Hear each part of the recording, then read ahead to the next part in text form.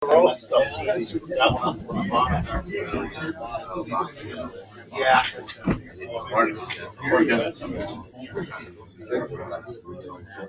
No. Okay, good morning. How's everybody? Signing sheets going around, please. Everybody sign. We've been skipping rows, and let's make sure everybody gets a chance to sign in. Also, hopefully, everybody's been kind of getting the announcements about if you're not here, how to sign in remotely. Again, 2019 new season. Really like to, get the gears turning about some of the minor improvements that we're trying to make. So let's really make sure we're participating in these safety meetings, either here or remotely. So this week's code of conduct is don't overpromise or underdeliver. And safety news, it's been a couple short weeks, so our numbers are still cranking, 135, and we're almost at that 800 day without a injury with days away from work. And a quick announcement, we're going to kick up the safety committee, talk about last season and some of the things that we want to work to in 19. We are looking for new members, so anyone's interested, please contact myself, Alberta, or our chairman, Joe Appleton, and we will try to get something on the books hopefully in January. So if you're interested, please let us know. So this week's topic, we're going to kind of review some of our safety manual. This is probably one of the most important parts of our manual, and it's going to be a big area of emphasis for the safety department in 2019. And that health and safety system is our JHA, our Job Site Hazard Assessment. We've been getting a little laxed. About handing in our stuff and making sure that our documents are being filled out well. So hopefully in 19, we can be able to really figure out the intent is to inform employees of the potential hazards, the opportunity for our hazards to be controlled before the work begins. That is the overall goal of our JHAs. Again, how we want to fill those out is we want to use the hierarchy of controls, which we've been really pushing for last year, but we're going to continue that trend. Hierarchy of controls is how we want to identify or how we want to mitigate our risks out there. So hazard recognition is important, and then identifying the most effective way to control the hazard. So, really we want to be focusing, isolating from the people, such as like trench box, type of fall protection. We need slip, trips, and falls. We can remove those hazards by throwing sand and salt down, changing the way our working surfaces are. Whatever your hazards are, we can control them by isolation. Then also we can try to change the way people work by eliminating those unsafe acts. Again, an accident occurs, there's an unsafe act and there's an unsafe condition. So if we can remove those, we can remove an accident. Kind of what we talked about last couple of weeks. So in last, the protocols, and it's in the safety manual, we need to make sure that we're doing this daily. We need to be filling out our JHAs daily. The crew leader will be responsible. So when we do audits, it's one of the first things we're going to do. Who has the JHA? Is it being done? Is all personnel understand that the hazards and the controls are or will be put in place to hopefully we have control of our hazards on our job sites. So this is a big area of emphasis that these are being done, and we're going to be double checking them. And then completed the JHA form shall be submitted to the respective project manager, which is then handed in. So we want to make sure that this document is again, the intent is to hazard recognition and mitigating our hazards, but again, we want to make sure that that system is being done daily. I know we do verbals, and verbals are good, but again, the documentation is the last step. We need to work on that to finally get this overall program implemented and put in place.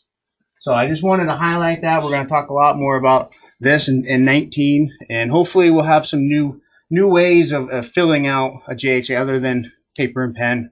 That's a goal of mine for 19. Hopefully we can get there. But it's important. So if you need them, we have plenty of copies there. We also leave them near Scott Burns' desk.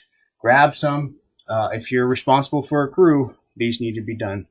And we'll be double checking them out there in the field. Any questions? Okay, pass it on, Ken.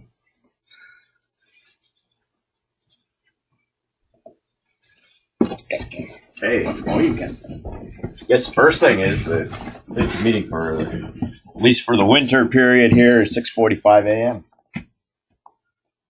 We review the job hazard analysis or assessment, I guess. Yeah. Same thing. Same difference. Yeah. So now all registered fleet motor vehicles should have a 2019 insurance card, which is different. It looks like they're right here. So if you have a fleet vehicle, then you need to get one of these to be with your registration in case you're stopped. So we are covered by a new insurance company. So these are the new ones. The old ones are purely outdated now. So check, if you don't get one here, you can check with Scott Burns or Larry Raymond afterwards. And Morgan Stanley will be here on the 9th for those who missed the last one and want to review their discussion and review of their 401k. Would probably be good to have a calendar here so I could say, oh yeah, the 9th is, well, it's like what, next Wednesday or something like that? Wednesday. So then also 6:45 start.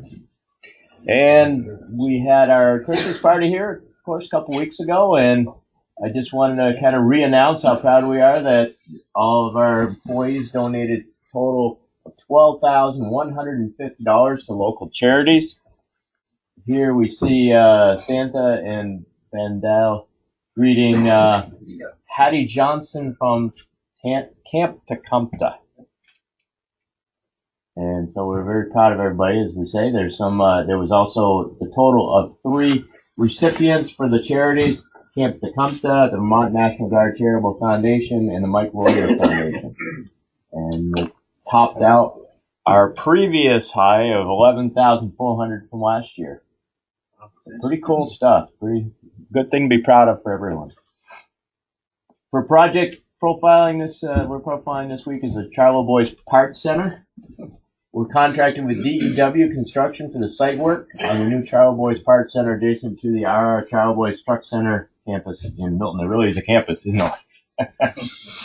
How many square feet for this building? It's huge. Oh, yeah, it's big. It's very, a lot of parts, I guess. He's planning on opening in April. In April, yeah.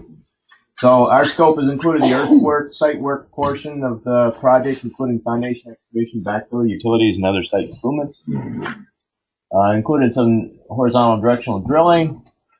You can see the drill is set up here, and there's some marks on the street here. Crossing. Pulling in, and there's a reamer down here. It's kind of hard to see, but getting hooked up to the pipe. And some fair amount of earthwork and dozer work. Kind of a nice site, kind of a sandy type material. A lot of site utilities. And then more recently backfilling the wall. The wall was done by Harrison Concrete. Happens to be another customer of Charlevoix. And from the photo archives, this is back at the Virgins Hydro job a few years back. We did a demo project for replacement of the penstocks. This is the dam is here kind of on those that plywood flashboard thing at the top of the crest, and all of this was demoed. And we worked for PC Construction in this case, and we did a lot of the demo work. A lot of this intake penstock, it's called penstock, is what feeds the turbines, and that was replaced by PC, and we did a lot of the demo work there. So we got. Okay. Let's see. Ken Munson. So when you bought something, Ken Howard. Todd Nelson.